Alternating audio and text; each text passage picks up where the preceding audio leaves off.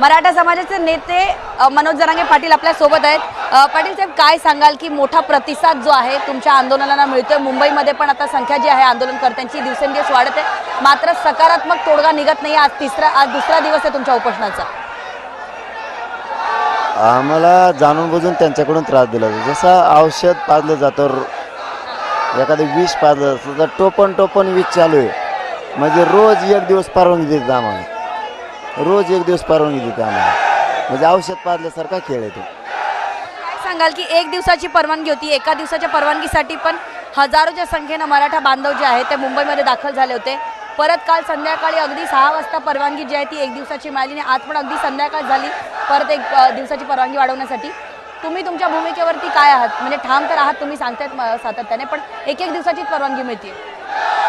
जाणून बुजून मराठ्यासाठी देवेंद्र फडणवीसने ते पाऊल उचललं, म्हणूनच महाराष्ट्रातला सगळा मराठा जागा झालेला की देवेंद्र फडणवीस आपल्याशी कसं काय असं वागतं, एक दिवसाची का परवानगी देतो, त्याच्यापेक्षा अंमलबजावणी का करत नाही मागण्याची।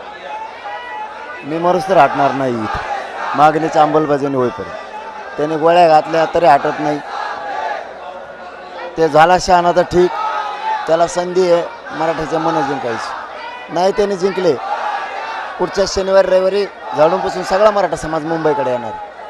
तुम्ही आता एका दिवसाची परवानगी जरी मिळाली, म्हणजे उद्याच्या एका दिवसाची परवानगी मिळाली आहे, तरी तुमची भूमिका अशीच आहे की जोपर्यंत तुमच्या मागण्या मान्य होणार नाही तोपर्यंत हटणार नाही। मरूस तर जाणार नाही, हटणार नाही ते काय विषय। मुंबईतून की भूमिकेवर? मी मरूस तर इथून हटणार नाही।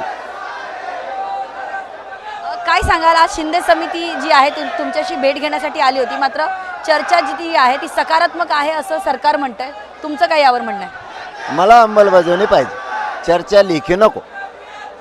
पण सरकार जे आहे म्हणजे शिंदे समिती आणि जी मराठा उपसमिती आहे यांची आज बैठक झाली, त्यांच्यामध्ये सुद्धा असं म्हणणं आहे की सकारात्मक चर्चा झाली।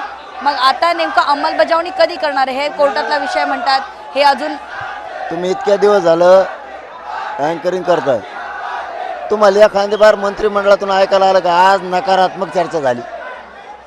असं कधी ऐकायला आलंय का? तसं कवा ऐकायला सकारात्मकच म्हणते ते, कशाला पण आत मारामाऱ्या जरी झाल्या त्यांच्या तरी त्यामध्ये सकारात्मक मारामाऱ्या झाल्या। एकामेकाला जर आज शा दिल्या त्यामध्ये सकारात्मक शा दिल्या आम्ही, एखाद्याला तोंड फोडलं त्याने दगडाने त्यामध्ये सकारात्मक तोंड फोड आम्ही चपलाने एकामेकाचं, ते नकारात्मक कशालाच म्हणत नाही। त्यांनी एकामेकाचे जेवले बी, काही खाल्लं, लय मोठा निधी बी खाल्ला तरी ते म्हणते सकारात्मक निधी खाल्ला आम्ही, असं आहे त्यांचं नकारात्मक काहीच नसतं। भाजपचे आमदार केणेकर ज्यावेळेस तुम्हाला भेटायला आली होती त्यांनी त्यांचं काय म्हणणं मांडलं आणि तुम्ही त्यांना काय मागणी केली? जोसना, भाजपचे आमदार केणेकर यांनी जरांगेंना शरद पवारांचे सुसाईड बॉम्ब औंध संस्थान आणि बॉम्बे गव्हर्नमेंट याचा थोडा अभ्यास राहिला। भाजपचे नेते आमचं म्हणणं होतं हैदराबाद गॅझेटियर मराठवाड्यातला मराठा हा सगळा कुणबी आहे, सातारा संस्थानमध्ये सुद्धा पश्चिम महाराष्ट्र सगळा बसतो, हे दोन घ्या, ठीक आहे बोलले ते सगळे स्वारीच्या आधी सूचना तिची अंमलबजावणी आणि मराठा आणि कुणबी एक हा जिया या विषयात चर्चा झालेली। असं म्हणणं आहे की 13 महिने झालं समिती अभ्यास करते, 13 महिने झालं। ते नाही म्हणले, मी म्हणलो तेव्हा तुझं आणखी वेळ भेटेन का? म्हणलं 13 महिने वाचेल ना तुम्ही, खरं आहे का? मीडियात म्हणा, ते म्हणलं हा 13 महिने वाचेल, आता का आणखी काय वाचायचं? मला सांगा की असंही म्हटलं जातंय की म्हणजे भाजपचे नेते म्हणतात की तुम्ही शरद पवारचे जे आहेत सुतळी बॉम्ब आहेत असं म्हटलं जाते भाजपच्या नेत्यांकडून। कोण म्हणलं? भाजपचे नेते म्हणतात। नेता कोण आहे नाव माहीत पाहिजे आपल्याला त्याचं, नाही मग असाल काय उपयोग नाही, त्याची कुंडली काढायला मला सोपं जातं नंतर नाव माहीत असलं। म्हणजे आता तुमची पुढची रणनीती काय असणार आहे? कारण नागपूरमध्ये आता ओबीसी समाजाचे जे काही नेते आहेत ते सुद्धा आता साखळी उपोषणाला बसणार आहे असं सांगण्यात येतं। त्यांना काही बोलत नाही, फक्त त्यांना एकच सांगतो, तुमच्या जातीसाठी लढा, तुमचे लेकर आता मोठे झाले असते आम्हाला विरोध करूच तर, एवढंच सांगत। त्याला काय करायचं करू द्या, आम्ही नाही देण देत त्यांना। असं सुद्धा म्हणतात की ज्यांना या समितीचं किंवा ज्यांना या पूर्ण कागदपत्रांचं नॉलेज आहे, त्यांनी माहिती आहे, त्यांनी उद्या 12 वाजेपर्यंत या असं सुद्धा तुम्ही आव्हान करताय। आमच्या लोकाला मला बोलवायची गरज नाही त्यांना, हां पण ते नंतर मागं म्हणत असतं आम्हाला विचारलं नाही म्हणून त्यांना बोलले या, नसता ते येतेच बी, त्याच्या मनासारखं नाही वागलं त्याला एखाद बार भाषण करावं लागतं। नाही त्याला मीडियात बोलावं लागतं. ती सवय लागली यांना, प्रसिद्धीशिवाय जमत नाही यांना. गरिबाला काही मिळन का नाही हे नाही बघत ते. मंत्रिमंडळाच्या बैठकीला जावं लागतं यांना असं. आणि नाही पाठीला का लगेच ते म्हणते तर मला हे खोटं आहे. लबाड बोलायची सवय लागली त्यांना, त्याच्यामुळे बोलिलं. मला सांगा की अनेक नेते म्हणजे काँग्रेसचे नेते असो, आता उद्धव ठाकरे यांच्या शिवसेनेचे नेते जे आहेत, अंबादास दानवे तुम्हाला भेटून गेले, तुम्ही उद्धव ठाकरेंसोबत चर्चा पण केली. तुमच्या मागं बसलेत अंबादास दानवे अजून म्हणजे इकडे अजून स्टेजवर काय म्हणतात? सत्ताधाऱ्याचे कोण आमदार मंत्री आले नाही, सगळे आई येऊन गेले. 35 का 30 जण झाले आत्तापर्यंत, सगळ्याच येते. भाजपचे बी आले. सगळेच नेते जर म्हणतात म्हणजे विरोधकांची असो किंवा सत्ताधाऱ्यांची सकारात्मक चर्चा आहे, पण मात्र म्हणतात की त्यांनी दिलं नाही, आमचा अजून प्रयत्न चालू आहे. परत मागचं सरकार म्हणतंय की त्यांनी दिलं नाहीये. प्रत्येक मुख्यमंत्री प्रत्येक सरकार हेच म्हणतं. आमचं एकच उत्तर आहे, त्यांनी दिलं नाही म्हणून लोकांनी तुम्हाला आणलं, तुम्ही द्या. पण अपेक्षा तुम्हाला नेमकी कोणाकडनं आहे? कारण उपमुख्यमंत्री एकनाथ शिंदे जेव्हा मुख्यमंत्री होते तेव्हा त्यांनी छत्रपती शिवाजी महाराजांची शपथ घेतली होती. परत नवी मुंबईमध्ये जे आहे गुलाल उधळण्यात आला होता. राज ठाकरे म्हणतात जर नवी मुंबईत गुलाल उधळला होता तर आता परत का आलेत? कधी म्हणले राज ठाकरे? राज ठाकरे आज माध्यमांशी बोलताना बोलले की एकनाथ शिंदे साहेबांना विचारायला पाहिजे की म्हणजे जरांगे पाटील हे जर नवी मुंबईत एकनाथ शिंदे यांना भेटून गुलाल उधळला होता तर आता ते परत का आले? तेच विचारायला आलो ना. आम्ही तुम्हाला विचारलं का राज ठाकरे साहेब? आम्ही तुम्हाला चांगलं समजत होतो. आम्ही तुम्हाला विचारलं का पहिले 11 तुम्हाला निवडून दिले, ते आता काय आले आता तुम्ही महाराष्ट्रात प्रचाराला डबल? आम्ही विचारलं का तुम्हाला? तुम्हाला पहिले 11 आमदार निवडून गेले ते तुम्हाला सोडून गेले. तुम्ही पश्चिम महाराष्ट्रात, मराठवाड्यात, काल पुण्याला आलते, तुम्ही काल पुण्याला बी आलते. आम्ही म्हणलो का डबल काय आले, एकदा दिले ते निवडून. असं छेडू नये. आम्ही उलट तुम्हाला दोघा भावाला हमेशा म्हणतो त्यांनी चांगलं काम केलं पाहिजे मुंबईसाठी. तरी आम्ही हमेशा शब्द वापरतो. तुम्ही आम्हाला तसे वापरता का? तुम्ही म्हणता डबल काय आला मुंबईला, मग आम्ही उद्या म्हणणार आता तू पश्चिम महाराष्ट्राला, तू काय आला पश्चिम महाराष्ट्र डबल? मराठवाड्यात विदर्भात कशाला आला तू? कारण विदर्भात कुणबी हे आमचेच भाऊ आहेत. आम्ही उद्या विचारू आता हेच खेळायचं का? कशाला सरकारची बाजू वळतं हे माणूस काही कळत नाही मला. गोरगरिबांचे मन राज ठाकरे साहेबांनी जिंकले पाहिजे गरिबाचे मन. भाजपची री उडून तुमचा पक्ष बरबाद होईल ना, सगळा झालाय ना, त्याला वाढवा ना. गरिबाचे हे पोराचे मन जिंका महाराष्ट्रातलं आणि पक्ष मोठा करा. आम्हाला बोलून भाजप कोवर मोठं करायचं तुम्हाला. मुंबईत ज्या प्रकारे ट्रॅफिक जॅम होत आहे, मुंबई मराठी माणसाची आहे, मुंबईत मराठी माणसाने आंदोलन करू नये का, याबद्दल तुमचं काय मत आहे? कारण अनेक लोकांच्या तक्रारी आहे की जी सार्वजनिक वाहतूक आहे तिकडे, कारण अनेक मराठा बांधव जे आहेत ते जहांगीर आर्ट गॅलरीमध्ये शिरले होते, ताज हॉटेलमध्ये गेले होते, असं अनेक लोकांच्या पण सामान्य लोकांच्या तक्रारी, त्यांना काय सांगाल? सामान्य लोक ताज हॉटेलला काय जाते? तुम्ही मला असा प्रश्न विचारला. सामान्य लोकांना त्रास होतोय.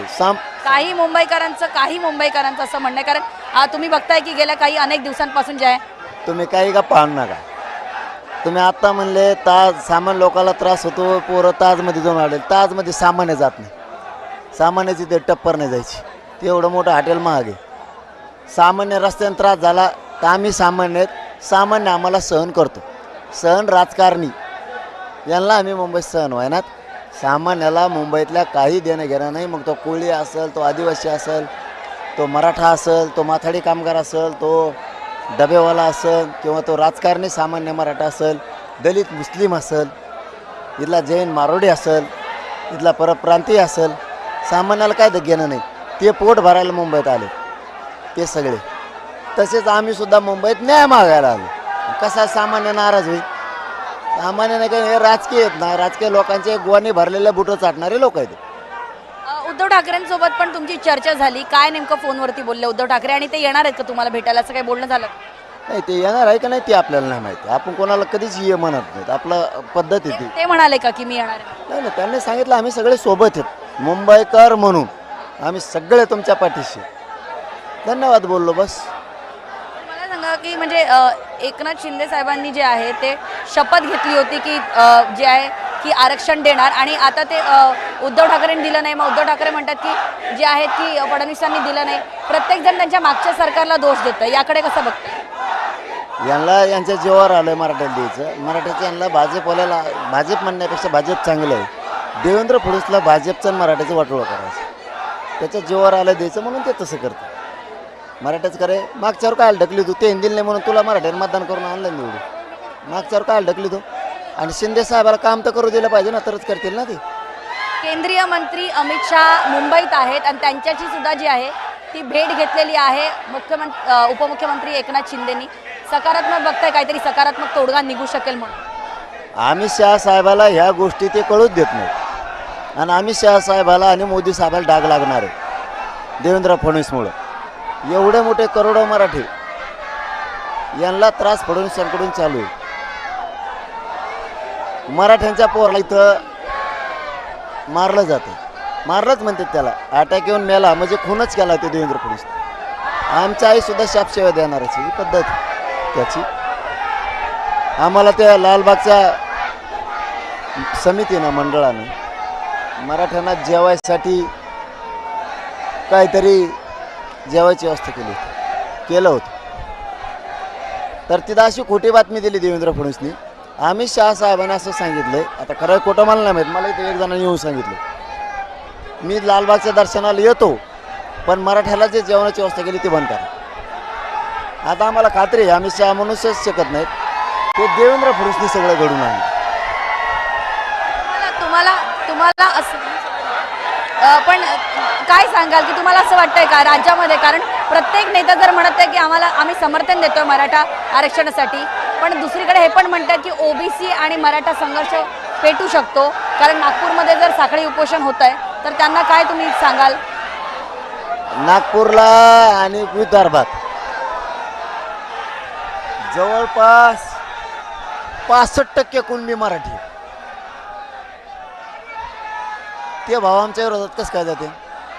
एक दोन आमचे कुणबी भाऊ आमच्या विरोधात जाते राजकीय स्वार्थासाठी, देवेंद्र फडणवीससाठी. पण ती जिजाऊची पवित्र भूमी, जिजाऊ मासाहेब जिजाऊंची, तिथला कुणबी मराठा हा आमचा भाऊ आहे. तो आमच्या विरोधात एका भावाचं कसं काय जाईल? आणि उद्या कदाचित काही दिवसानं त्यांना ओबीसीने अडचण आणली. आम्ही म्हणणार आहेत आम्हाला अडचण होती तेव्हा तुम्ही त्यांना साथ देत होते. कुणबी मराठीनं आम्हाला साथ द्यायला पाहिजे तर तुम्ही त्यांना देत होते. आता आम्ही नाही देत साथ तुम्हाला, जमन का? त्याच्यामुळं विदर्भातला खानदेशला कुणबी मराठा, मराठवाडा आणि पश्चिम महाराष्ट्र आणि कोकणातला मराठा आम्ही सगळे एकमेकात साथ देतो. विदर्भातला जिजाऊच्या पवित्र भूमीतला एकही कुणबी आणि मराठा त्यांच्या मदतीला जाऊ शकत नाही, कारण ते मराठ्याच्या आरक्षणाला विरोध करतात. मराठ्याच्या आरक्षणाला विरोध करायला कुणबी आणि मराठा विदर्भातला जाऊ शकत नाही. तुम्हाला वाटतं का, शेवटचा प्रश्न आता, वाटतं का अंमलबजावणी होईल असं तुम्हाला वाटतं का, की जोपर्यंत तुम्ही करत त्याशिवाय मी जाणार नाही. इथं गोळ्या घालून मारलं तरी मी मारणार, पण अंमलबजावणीशिवाय मी मुंबई सोडत नाही. केल्याबद्दल तर आपण बघितलं की मनोज जरांगे पाटील जे आहेत त्यांनी आपली भूमिका स्पष्ट केलेली आहे की जोपर्यंत मराठा आरक्षणासंदर्भात राज्य सरकारने जे काही निर्णय घेतले होते त्याची अंमलबजावणी जोपर्यंत होणार नाही तोपर्यंत मला गोळ्या जरी घातल्या तरी सुद्धा मी मुंबई सोडणार नाही, मी माझी भूमिकेपासून मागे हटणार नाही, असं जे आहे ते मनोज जरांगे पाटील यांनी जय महाराष्ट्राशी बोलताना सांगितलंय. आणि या ठिकाणी मोठ्या संख्येनं जे आहे ते मराठा बांधव आता मुंबईच्या आझाद मैदानात दाखल झालेले आहे आणि पोलिसांकडनं पुन्हा एकदा 1 दिवसाची वाढीव परवानगी जी आहे ती मराठा आंदोलनकर्त्यांना मुंबईच्या आझाद मैदानामध्ये आंदोलन करण्यासाठी मिळालेली आहे. ठीक आहे ज्योत्स्ना, धन्यवाद. मनोज जरांगे पाटील यांची भूमिका तू आमच्यापर्यंत पोहोचवलीस त्यासाठी. तर हा तो एक्सक्लुझिव्ह संवाद ज्योत्स्ना गंगणे, जय महाराष्ट्राच्या प्रतिनिधी, यांनी मनोज जरांगे पाटलांशी साधलेल्या. आंदोलन स्थळावरून आझाद मैदानात आता आंदोलन सुरू आहे. मागण्यांची अंमलबजावणी करा अशी मागणी जरांगे पाटलांनी केली आहे. मरेपर्यंत मागे हटणार नाही, मागण्या मान्य करा असं जरांगे पाटील म्हणाले.